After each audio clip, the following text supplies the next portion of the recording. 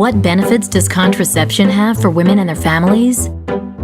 More than you might realize. Contraception helps young women postpone getting pregnant until they finish school or job training.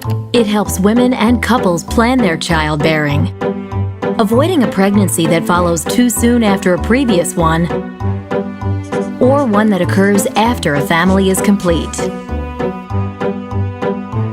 Women whose pregnancies are planned are more likely to receive timely prenatal care.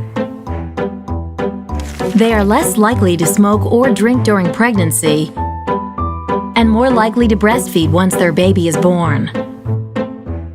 That's why contraception is essential preventive health care.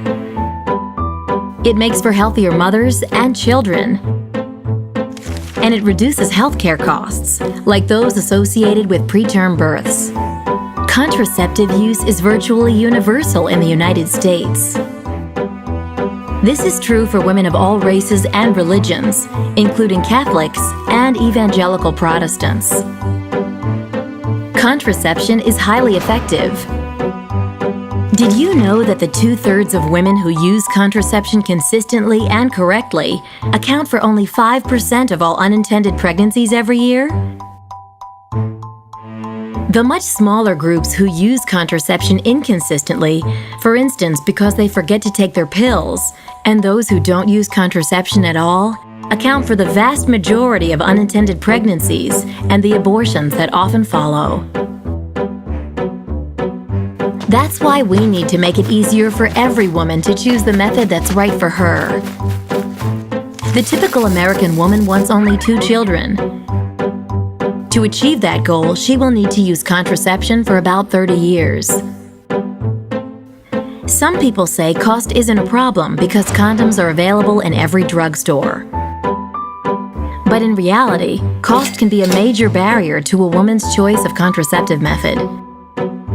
Even for a woman with health insurance, the pill can cost hundreds of dollars a year.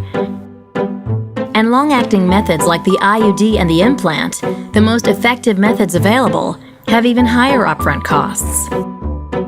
But there is good news. Under the federal healthcare reform law, FDA-approved contraceptives will be covered in most health insurance plans without copays or deductibles as early as August 2012.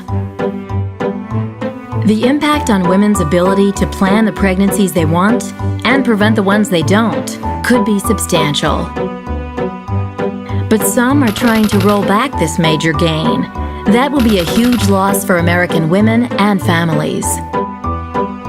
It's been over 4 decades since the Supreme Court legalized contraception. Isn't it time we stop playing politics with contraception? Let's instead see it as what it truly is.